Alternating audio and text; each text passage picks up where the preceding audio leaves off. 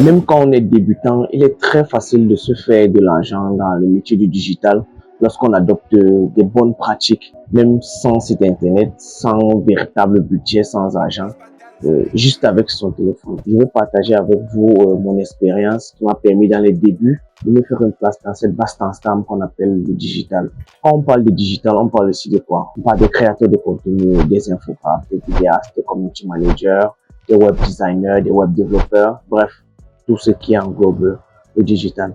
C'est tellement facile de se faire de l'argent, mais lorsqu'on adopte de mauvaises pratiques, on peut se heurter à la difficulté de pouvoir crédibiliser son contenu, sa communication et consorts, et on rate ainsi beaucoup d'autres opportunités. L'expérience que je vais vous partager aujourd'hui, c'est la mienne, c'est une stratégie que j'ai utilisée pour pouvoir essayer de me faire un nom, que je continue d'ailleurs de l'utiliser pour pouvoir faire mes marches au quotidien. Tout d'abord, la première technique que je vais aborder lorsque je suis débutant sur les réseaux sociaux, c'est d'utiliser mon entourage. Il n'y a pas 36 méthodes.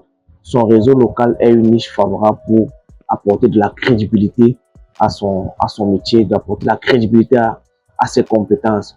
Parce qu'il ne suffit pas de dire je sais faire. D'aucuns ont envie de voir et on ne peut pas vous faire confiance lorsqu'on vous a vu sur le terrain.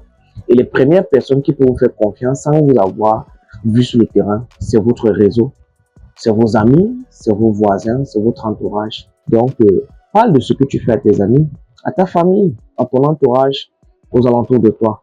Par exemple, tu vois un ami qui a un projet, qui est entrepreneur, qui a un projet, qui a une boutique, qui a un service. Tu lui proposes de gérer sa page pendant un mois et en échange de quoi il va te faire un témoignage sur ta propre page. Tu vois une sœur qui a une boutique qui peine à faire de la vente. Tu vas l'assister, l'aider à mettre une stratégie de vente sur pied pour lui permettre de faire du chiffre. Et les retours qu'elle va faire sur ta page, sur tes réseaux sociaux, vont te permettre de gagner en crédibilité. Et au fur et à mesure que tu es en train de faire ça, sur ta page même, tu crées du contenu avec des offres claires par rapport à ta communication. Tu te positionnes comme un spécialiste dans un domaine pour pouvoir parler des sujets qui permettent aux entreprises de se développer au point où ils vont te considérer comme un expert et ainsi, au fur et à mesure, t'accorder une certaine crédibilité au point de te donner tes premiers contrats.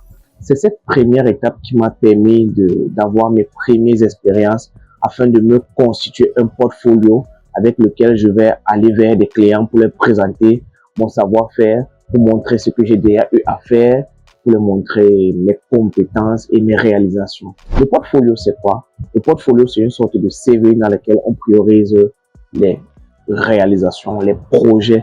On a la possibilité de beaucoup plus mettre en avant les projets, de beaucoup plus expliquer parce que vous savez, un CV normal doit tenir sur maximum 2 pages. Imaginez toute l'expérience, toutes les compétences, tous les projets que vous avez eu à réaliser qui sont pertinents. Les mettre sur 2 pages, c'est assez compliqué. C'est pour ça que le portfolio vous permet de mieux exposer avec le design que vous voulez vos projets, de mieux être crédible auprès des entreprises avec qui vous souhaitez avoir un contrat ou alors des clients avec lesquels vous souhaitez travailler. Dans le portfolio, qu'est-ce qu'on met? Pas besoin de mettre de véritables expériences que vous avez acquises sur le terrain en exerçant pour un X ou un Y. C'est de faire des mini-projets que vous réalisez du début à la fin à la maison vous-même et que vous pouvez insérer dans votre portfolio. Par exemple, vous essayez d'établir une campagne de communication pour un produit X que vous avez inventé et vous montrez la stratégie que vous allez adopter pour pouvoir rentabiliser ce produit par exemple, vous le mettez dans votre portfolio pour montrer de quoi vous êtes capable, pour montrer comment est-ce que vous pensez stratégie. Un autre exemple, c'est de concevoir des affiches pour les réseaux sociaux par rapport à des thématiques bien précises et bien pertinentes, une affiche bien agencée, bien expliquée, pour montrer votre pensée créative, pour montrer votre façon de communiquer. Juste avec des petits projets que vous insérez dans votre portfolio pour essayer de crédibiliser vos actions, pour essayer de convaincre que ce soit le client ou alors l'entrepreneur avec qui vous êtes en train de communiquer ou alors l'entreprise qui veut vous recruter. Donc, c'est important de se faire des mini-projets et d'insérer dans son portfolio. Il y a beaucoup de plateformes qui proposent des portfolios en ligne. Par exemple, le mien, je l'ai conçu sur Wix et je l'ai fait totalement gratuitement avec de beaux templates qui permettent de véritablement mettre en avant vos projets. Vous n'avez qu'à essayer d'agencer certaines informations pour pouvoir vous vendre le mieux possible. Une fois que mon portfolio est constitué, une fois que j'ai déjà eu à faire mes premiers pas réels dans le domaine du digital, je vais aller concrètement à la contact du client, à la recherche du client. Et quelle est la stratégie que j'utilise généralement? C'est d'aller sur Facebook, aller dans des groupes WhatsApp, essayer de regarder les entrepreneurs, les pages des entrepreneurs qui se gèrent très mal et de leur écrire un message direct en leur disant: bonjour, je m'appelle tel, je fais dans tel ou tel domaine. Je vous propose de pouvoir réorienter votre stratégie pour vous permettre de gagner plus de clients parce que j'ai détecté un X ou un Y élément qui peut vous permettre d'améliorer votre communication ou alors d'améliorer vos revenus suite à vos ventes, peu importe le domaine. Donc, vous allez sur les pages qui se gèrent mal, vous allez sur les pages des entrepreneurs, vous essayez de déceler une ou deux mauvaises façons de faire et vous essayez d'apporter des corrections par rapport à ça. Vous faites une proposition concrète et s'il a besoin de savoir qui vous êtes, ce que vous faites, il a d'abord votre page qui est bien structurée, bien agencée. Il a votre portfolio qui a le résumé de quelques de vos expériences, de quelques de vos projets que vous avez. Et il peut facilement, grâce à ça, déjà commencer à vous faire confiance ou alors vous proposer certaines. Une chose que je fais, c'est de regarder les pages sur les réseaux sociaux. Par exemple, ceux qui ont boosté le contenu, mais qui n'ont pas de photo de profil, qui n'ont pas de photo de couverture, qui n'ont pas d'informations importantes, pertinentes sur leur page, qui n'ont pas de publication, de rythme de publication régulier pour leur permettre de crédibiliser leur action qu'ils font. Mais ils se permettent de prendre de l'argent et de mettre sur Facebook et de booster. Là, je les interpelle. Je leur dis que c'est une très mauvaise façon de faire. Vous allez dépenser énormément d'argent pour avoir le minimum de résultats possible.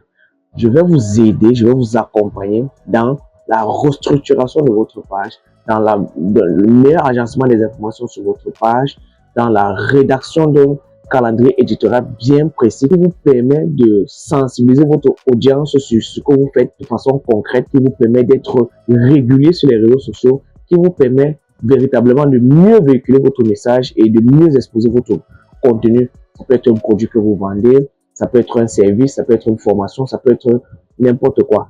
Donc, il faut aller à la rencontre des clients et regarder les clients qui gèrent mal leur page, par exemple, les clients qui gèrent mal leur contenu, de leur proposer des solutions concrètes par rapport à un besoin bien précis. Et l'une des choses qui m'a permis de vraiment cimenter tout ça, c'est la professionnalisation de mes actions sur les réseaux sociaux. Bien évidemment, lorsque nous sommes dans une démarche digitale, lorsqu'on a envie de rentabiliser ce qu'on a envie de faire sur le web, il faut toujours agir de manière professionnelle. Une fois que vous entrez en contact avec un client, il faut clairement préparer des petites fiches tarifaires par rapport aux produits et aux services bien précis que vous leur proposez. Ça peut être une affiche, ça peut être la gestion de contenu ponctuel, ça peut être la gestion de contenu de leur page, la gestion totale, soit d'un ou de plusieurs réseaux sociaux pendant une période bien précise, 1 mois, 2 mois, 1 an. Vous avez quelques petites fiches tarifaires qui peuvent vous permettre dès la base d'entrer en contact avec lui et de lui proposer une solution directe. N'essayez pas d'être trop cher ou moins cher. Allez regarder sur d'autres pages ce qui se fait. Vous essayez dans votre région, dans votre zone, d'être un peu dans la moyenne de ce qui se fait. C'est bien évidemment en fonction de ce que vous dépensez en termes de disponibilité, en termes de connexion, en termes d'espace, en termes de déplacement. Vous mettez tout ça sur un bout de papier, vous regardez si vous vous en sortez et vous dites: je vous propose tel ou tel tarif. Dès la base, il faut savoir comment se vendre, il faut savoir quel est son prix avant de commencer à avoir un client. Vous savez, les clients sont habitués à ce que dès la base, lorsqu'on voit un débutant, on commence à... Vous connaissez comment ça se passe. Et après, ça ne finit jamais bien. Pourquoi? Parce que tu vas mettre énormément de temps à satisfaire le client. Et après, au niveau de ta rémunération personnelle, au niveau de ton bien-être, ton plaisir personnel, il n'y aura pas ce retour. Ce qui va faire en sorte que ça peut te décourager à ne plus être aussi performant ou à ne plus être aussi engagé que possible. Donc, dès la base, essaie de t'établir une grille tarifaire qui peut te permettre de t'en sortir. Au fur et à mesure, tu vas pouvoir te développer au point où les clients vont se battre pour te proposer le plus fort pour arracher tes services. Le process de travail est très important lorsqu'on s'engage sur les réseaux sociaux avec les clients. Et rien de mieux que de travailler avec quelqu'un qui est professionnel pour un client. C'est une marque de confiance, une marque de crédibilité et ça rassure que le business qu'on est en train de donner à un tiers peut être rentable parce que la personne va se mettre 90%, à 100%, à 200% sur ce projet et de façon professionnelle. C'est donc ce qui m'a permis d'évoluer au fur et à mesure et d'atteindre le niveau que j'ai actuellement dans le digital. Donc, tu n'as pas besoin de diplôme ni d'argent pour commencer à te lancer dans le digital et te faire ton premier gain. Il faut juste être assidu, professionnel, régulier et méthodique dans ta façon de faire. Suis mes conseils, essaie de les mettre en pratique. Si tu veux savoir comment constituer un portfolio gratuitement, écris-moi en commentaire, je vais t'envoyer les liens des sites et les astuces à pouvoir mettre en place pour pouvoir concevoir un portfolio en bonne et due forme de façon professionnelle, ceci gratuitement. Abonne-toi à la page pour pouvoir bénéficier de plus en plus de ce genre de contenu.